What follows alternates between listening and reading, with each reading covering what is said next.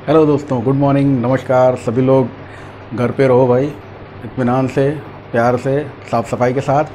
और जो पढ़ा रहा हूँ वो पढ़िए, जितना पढ़ा रहा हूँ उतना तो पढ़िए, बाकी आगे की आगे देखी जाएगी। इतना बहुत ज़रूरी है। और किसी भी तरह के मैथमेटिकल कंपटीशन को अगर आप सॉल्व करना चाहते हैं, हल करना चाहते हैं, क्रैक करना चाहते हैं, तो जितना आपको बेटा मिल रहा है मटेरियल उतना मच मोर देन सफिशिएंट है ना, बियॉन्ड द लिमिट है, ये समझ लीजिएगा। आगे बहुत कुछ है, आगे बहुत सारी चीज़ें, हम नए नए वीडियोस बनाते जाएंगे और देते जाएंगे। ऐसा थोड़ी ना कि पूरा कोर्स ख़त्म हो जाएगा तो हम काम बंद कर देंगे। ये तो रेगुलर बेसिस पे चलता रहेगा। और हमारे तरकश में बहुत सारे तीर हैं, ठीक है। आप समझ नहीं सकते हैं कि इतनी चीज़ें हैं हमारे पास में। लेकिन एक आइडिया बनाने के लिए, आइडिया जनरेट करने के लिए जितनी शुरुआती बातचीत है उनको देखिए। और कल वाले वीडियो में जहाँ तक मुझे याद आ रहा है, मैंने ये 3 टाइप्स आपको बताए थे, फ्रैक्शंस यानी भिन्नों के प्रकार। और इसमें हमने जो टॉपिक स्टार्ट किया है, सिंप्लीफिकेशन का एक सब टॉपिक है जिसका नाम है फ्रैक्शंस एंड डेसिमल्स, भिन्न तथा दशमलव।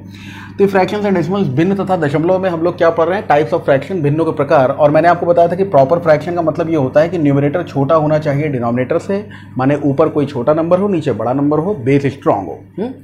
दूसरा मैंने ये बताया था इम्प्रॉपर फ्रैक्शन, अगर न्यूमरेटर बराबर हो या बड़ा हो डिनोमिनेटर से तो वो फ्रैक्शन इम्प्रॉपर होती है। इम्प्रॉपर मतलब वो भी है एक फ्रैक्शन ही। और तीसरा मैंने बताया मिक्स फ्रैक्शन। मिक्स फ्रैक्शन जो कि WN/D की फॉर्म में कुछ इस तरह से लिखे हुए नंबर्स होते हैं। यहाँ पर मैं कुछ चीज़ें ऐड करूँगा कि ये W किसको दर्शा रहा है? W दर्शा रहा है एक होल नंबर को, यानी कोई पूर्ण संख्या होगी यहाँ पे। और N/D जो आप देख रहे हो ये कैसी होगी? ये एक प्रॉपर फ्रैक्शन होगी। इस बात का ध्यान रखना, ये ऐसा नहीं कि इम्प्रॉपर फ्रैक्शन हो, अदरवाइज मामला फिर से इम्प्रॉपर्टी पे ही चला जाएगा। जैसे सपोज करें कि कोई नंबर लिखा हुआ था 20/3, इसको हमने मिक्स फ्रैक्शन में कन्वर्ट कर लिया और हमने इसको लिख दिया 6 होल नंबर 2/3। अब इसका मतलब ये बिल्कुल नहीं कि आप इसको लिख लें 5 होल नंबर 5/3, ये गड़बड़ है। हालांकि सॉल्व करने वही आ रहा है। आप देखो 6 3 18, 18 और 2 20/3, 5 3 15, 15 और 5 20/3, तो बात तो वही है। तो एक फ्रैक्शन ये कह सकते हो, एक फ्रैक्शन ये कह सकते हो, एक फ्रैक्शन ये कह सकते हो। इनमें सबसे ज़्यादा अच्छी कौन सी है वो आप देख पा रहे होंगे कि जब एक होल नंबर के साथ में एक प्रॉपर फ्रैक्शन लिखी गई है, यही वाली फ्रैक्शन सबसे ज़्यादा अच्छी है। तो आप इसी को टारगेट कीजिएगा कि पूर्ण संख्या W डिनोट कर रहा है किसको? होल नंबर, एक पूर्ण संख्या को। और N/D जो एक फ्रैक्शन दी हुई है आपको, किस तरह की फ्रैक्शन है? ये प्रॉपर फ्रैक्शन है। कहने का मतलब ये है कि अगर हम रैशनल, इरेशनल और फ्रैक्शंस, इन सारी चीज़ों को रियल नंबर लाइन पर देखना चाहें तो आपको मालूम है कि ये एक वास्तविक संख्या रेखा है, एक रियल नंबर लाइन है। और इस रियल नंबर लाइन का मिड टर्म होता है क्या? 0। और इधर पॉजिटिव नंबर्स जाते हैं, यानी +1 है ये, +2 है ये, +3 है ये, एंड सो ऑन। इधर नेगेटिव नंबर्स जाते हैं, -1, -2, -3 है ये। अब आप ये देखें कि ये जैसे -1, -2, -3, 1, 2, 3, मैंने प्लस नहीं लगाया क्योंकि प्लस इनबिल्ट है, समझ गए होंगे सब लोग। अगर नेगेटिव होगा माइनस के साथ में लिखो, अकेला लिखा हुआ है तो पॉजिटिव है ही वो। तो यहाँ बेटा आप लोग ध्यान रखना कि ये 0 से लेकर 1 के बीच की जो भी फ्रैक्शंस हैं ये सभी प्रॉपर फ्रैक्शंस हैं, प्रॉपर फ्रैक्शंस। यानी सामान्य भिन्न कहाँ है? सामान्य भिन्न बस इतने क्षेत्र में आपको मिलती हैं। इतने क्षेत्र में जो भिन्न आपको मिल रही हैं यही भिन्न क्या है? सामान्य भिन्न है। और इसके आगे यहाँ से यहाँ तक आप चले जाएंगे, चाहे जहाँ तक चले जाइए, ये जितनी भी भिन्न आप देख पाओगे इस पूरे क्षेत्र में मिलने वाली भिन्नें जो होंगी वो इम्प्रॉपर फ्रैक्शन होंगी, यानी विषम भिन्न है ये सब। अच्छा, दिमाग में एक चीज आपके आ रही होगी, अरे बस इतना, ये भैया इनफाइनाइट है, अनंत है ये, इनकी संख्या काउंट नहीं कर सकते हो आप, है ना। एक एग्जांपल देता हूँ छोटा सा। एक लड्डू है, उस लड्डू को आधा आधा तोड़ लो, 2 लोग खाएंगे, 1/2 1/2, 2 फ्रैक्शंस बनी। आधे का आधा कर लो, 4 लोग खाएंगे, और हाथ से छूट के गिर गया ना अगर वो आधे का आधा जो मिला है आपको, और उसको चींटियों ने खाया, तो जो 1/4 था उस 1/4 को भी 150 चींटियां खा रही हैं। यानी हर एक चींटी के हिस्से में कितना लड्डू आ रहा है। और ये सब गिनती किसके बीच में? इसी बीच में है। तो ये सारी चीज़ें क्या हैं? ये सारी चीज़ें क्या हैं? इम्प्रॉपर फ्रैक्शंस हैं ये, सॉरी प्रॉपर फ्रैक्शंस हैं, यानी सामान्य भिन्न है ये सब। प्रॉपर कहाँ से? 0 से लेकर 1 के बीच में सारी प्रॉपर फ्रैक्शंस। 1 से लेकर इसके अंदर, यार 1 से लेकर आगे 1 से छोटा और 0 से बड़ा प्रॉपर फ्रैक्शन है। 1 से आगे अगर आप बढ़ जाओगे तो जितनी भी भिन्नें मिलेंगी वो सब क्या होंगी, वो सब इम्प्रॉपर फ्रैक्शन होंगी इंक्लूडिंग 1। तो 1 को भी लेकर इसलिए मैंने लिखा है न्यूमरेटर और डिनोमिनेटर अगर आपस में बराबर है, numerator is equal to denominator या न्यूमरेटर इज ग्रेटर देन और इक्वल टू डिनोमिनेटर, ये लिखा हुआ ना। तो अगर न्यूमरेटर डिनोमिनेटर के इक्वल हो जाए 3/3 तो इसका मतलब क्या आंसर मिला आपको 1। ये भी एक इम्प्रॉपर फ्रैक्शन है। तो 1 को इंक्लूड करते हुए आप आगे निकल जाओ, जितनी भी फ्रैक्शंस मिलती हैं वो सारी क्या होती हैं, इम्प्रॉपर फ्रैक्शंस यानी विषम भिन्नें होती हैं।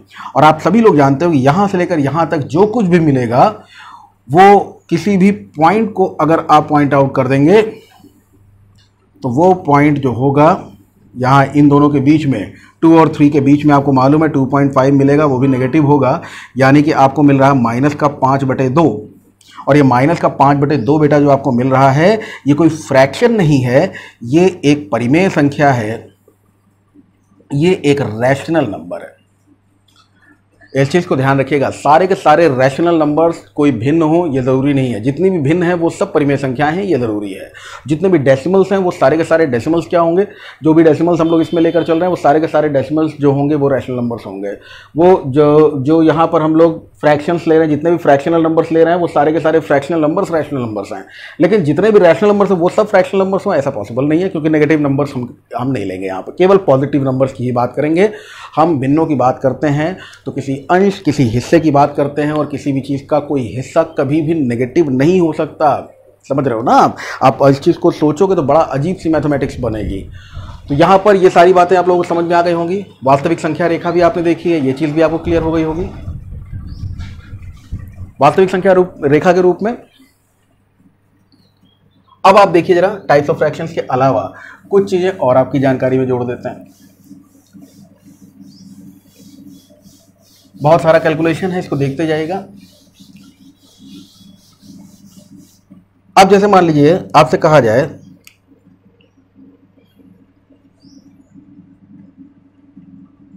इंसर्ट 3 कर लेते हैं, 3 और मोर फ्रैक्शंस बिटवीन 2 फ्रैक्शंस। 2 भिन्नात्मक संख्याओं के बीच में 3 अथवा 3 से ज़्यादा भिन्नों को कैसे प्राप्त किया जाता है। ठीक है, तो आप अगर कोई 2 फ्रैक्शंस आपको दी हुई हैं उनके बीच में रैशनल नंबर्स दिए हुए हैं, उनके बीच में प्राप्त करना चाहते हैं, बहुत सारे तरीके हो सकते हैं इसके लिए। एक हमने 9-10 वाला जो वीडियो बना रखा है एकेडमिक वाला, उसमें भी इस पर पूरी बातचीत हो रखी है, उसका भी लिंक मैं दे दूंगा आपको डिस्क्रिप्शन में। हाँ, अब यहाँ पर आप देखो, जैसे सपोज करो आपको कोई नंबर दिया है 2/3 और एक दूसरा नंबर दे दिया है 7/9।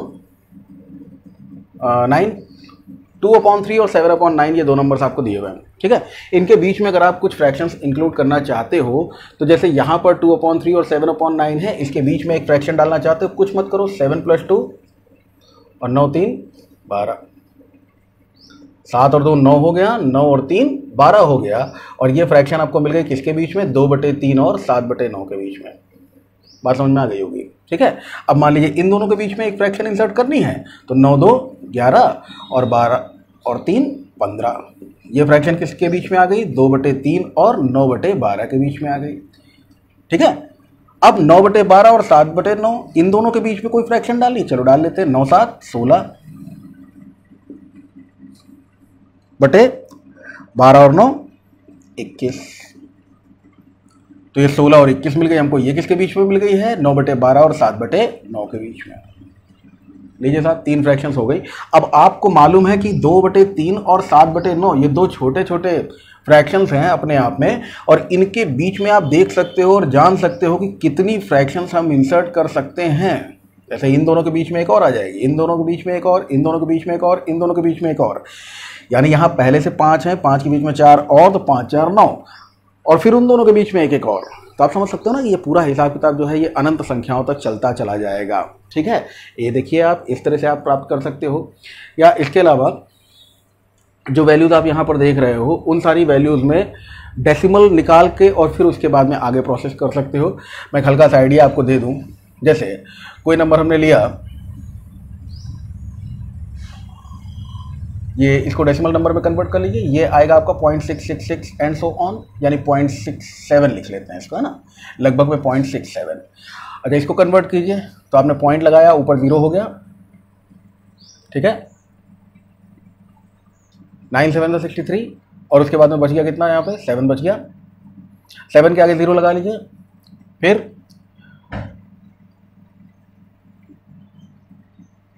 ऐसे बच गया, ठीक है। तो ये जिस तरह से कंटिन्यूड फ्रैक्शन है उसी तरह ये भी कंटिन्यूड फ्रैक्शन है, तो इसको जैसे हमने लिखा 0.67, इसको हम लिख सकते हैं 0.78। अभी आगे जहाँ तक ले जाओ, अब इसके बीच में आप कितने फ्रैक्शन डाल सकते हो, देखो 0.67, 0.68, 0.69 and so on up to 0.77, 0.78, समझ गए होंगे। तो ये सारे के सारे नंबर्स जो हैं इन दोनों के बीच में हैं। अब इसमें डेसिमल हटाते जाइए और नंबर्स को इंसर्ट करते जाइए, ठीक है। तो ये हो गया आपका इंसर्ट 3 और मोर फ्रैक्शंस बिटवीन 2 फ्रैक्शंस। इसके अलावा भिन्नों का जोड़ना घटाना, भिन्नों का जोड़ना घटाना, गुणा करना और भाग करना। तो गुणा और भाग तो ज़्यादा आसान है, तो पहले गुणे और भाग पे आ जाते हैं, ये हटा दें हम लोग। चलिए यहाँ से कर लेते हैं।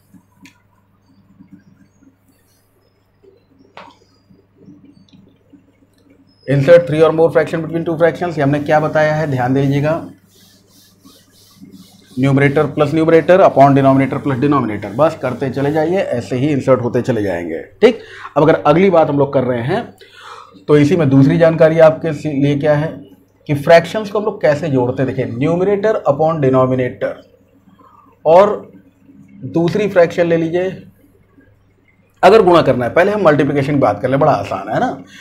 तो n1 into n2 upon d1 into d2 सीधे सीधे किया जाता है। मतलब कहने का, अगर 6/7 कोई एक भिन्नात्मक संख्या दी हुई है और दूसरी 9/13 दी हुई है, तो आपको कुछ नहीं करना है, 9 छाक 54 यानी 54 और 13 सतह 91 91। तो न्यूमरेटर को न्यूमरेटर से मल्टीप्लाई कर देना है और डिनोमिनेटर को डिनोमिनेटर से मल्टीप्लाई कर देना है, यह है मल्टीप्लिकेशन का रूल। इसी तरह से अगर मान लीजिए आपको कोई फ्रैक्शन दे दी जाए n1 अपॉन d1 और इसको डिवाइड करना है n2 अपॉन d2 से, तो हम लोग क्या करते हैं, तरीका ये है भैया कि n1 अपॉन d1 लिखिए और उसके बाद n2 अपॉन d2 को मल्टीप्लाई किया, डिवाइड की जगह क्या साइन लग गया, मल्टीप्लाई, और बाद वाली फ्रैक्शन को पलट के लिख दिया हमने d2 अपॉन n2, ठीक है। ये फ्रैक्शन पलट जाती है। तो इसका मतलब है कि अगर 6/7 भागे 9/13 हमको करना होता तो ये वैल्यू हमको क्या मिल जाती, 6/7 गुणे 13/9, और ये कट रहा है इसलिए काट देते हैं, चलिए। और आंसर हमको अब क्या मिल जाएगा, 13 दूनी 26। बिल्कुल वैसे ही ना, मल्टीप्लाई करना है तो न्यूमरेटर को न्यूमरेटर से और डिनोमिनेटर को डिनोमिनेटर से, 7 तियां 21। तो हमारा आंसर आ गया 26/21। ये हो गया मल्टीप्लिकेशन का, और ये हो गया डिवीजन का प्रोसेस। डिवीजन के प्रोसेस को एक बार और देख लें जरा, या हम इसको ऐसे लिख सकते हैं ना, n1 upon d1 divided by n2 upon d2। तो इसमें हम लोग करते हैं बाहर वालों का गुणनफल बटे भीतर वालों का गुणनफल, यानी रिजल्ट हमको क्या मिलेगा, सोचो, n1 into d2 divided by n2 d1 into n2, d1 into n2, n1 into d2 d1 into n2। अब यहाँ पे देख लो, n1 into d2 d1 into n2, यही वाली बातचीत ये वाली भी है, ठीक है। तो फ्रैक्शन को डिवीजन में इस तरह से भी लिखा जा सकता है, बटे का बटा, और बटे का बटा पलट जाता है, इस बात का ध्यान रखिएगा। तो ये जो डायलॉग है ना, बटे का बटा पलट जाता है, ये बार बार मारूंगा मैं आपके सामने, ठीक है, क्योंकि ये मुझे हमारे मित्र की याद दिलाता है, और ये बटे का बटा पलट जाता है। तो ये देखते रहिए, इंसर्ट ऑफ 3 और मोर फ्रैक्शंस, ये क्या है, न्यूमरेटर और डिनोमिनेटर, ये क्या है, मल्टीप्लिकेशन किस तरह से करना है, डिवीजन किस तरह से करना है। एडिशन की बात कर लेते हैं भैया, ठीक है। एडिशन की बात में नियम और कानून के हिसाब से अगर चला जाए, ठीक है, मार्कर ले लीजिए। तो नियम और कानून के हिसाब से अगर चलोगे तो ये कंडीशन बनेगी कि कोई दो फ्रैक्शंस, चलिए इन्हीं को अगर आप ले लेते हैं, 6/7 गुणे 9/13, गुणे की जगह क्या लगा देना है, प्लस या माइनस। तो प्लस करना है या माइनस करना है, कुछ इस तरह की फ्रैक्शंस दिखाई दे कि ये संख्याएं अगर आपको को प्राइम नंबर्स दिखाई देते हैं, ठीक है। अगर ये को प्राइम नंबर्स दिखाते हो तो कुछ मत करना, ये क्रॉस मल्टीप्लिकेशन करना और इन दोनों का प्रोडक्ट कर देना, ठीक है। जैसे 13 × 78, 13 छंग 78 प्लस 7 9 63 बटे 13 सते 91। ठीक है। अब अगर प्लस लगा हो तो प्लस और माइनस लगा हो तो माइनस। मसलन अगर प्लस लगा हो तो क्या करोगे, 8 3 11, 7 6 13 और 1 14, 141/91, यही आपका आंसर लगा होगा। ठीक है। और अगर माइनस लगा होता तो हम 8 - 3 कर देते, 5 और 7 में से 1 15/91। ठीक है। तो इस तरह से आप अपने आंसर्स को जस्टिफाई कर लें, देख लें कि प्लस लगा होगा तो ये आंसर आएगा और माइनस होता तो ये आंसर आता। अब यहाँ पर प्लस माइनस करने वाला इस चीज़ को, इस प्रक्रिया को, इस प्रोसेस को, जैसे हमने वेरिएबल फॉर्म में आपको ये सारी चीज़ें समझाई हैं वैसे ही समझा लेते हैं। यानी अगर कोप्राइम नंबर्स के लिए आपको मल्टीप्लिकेशन करना, एडिशन करना है या सब्ट्रैक्शन करना है तो आप क्या कह सकते हो, दो फ्रैक्शंस ले लेते हैं, n1/d1 plus minus n2/d2। Practically ये चीज़ ज़्यादा समझ में आएगी यार, रिटर्न में बच्चे लिखने को पसंद करते हैं इसलिए हम लोग को लिखवाना पड़ता है।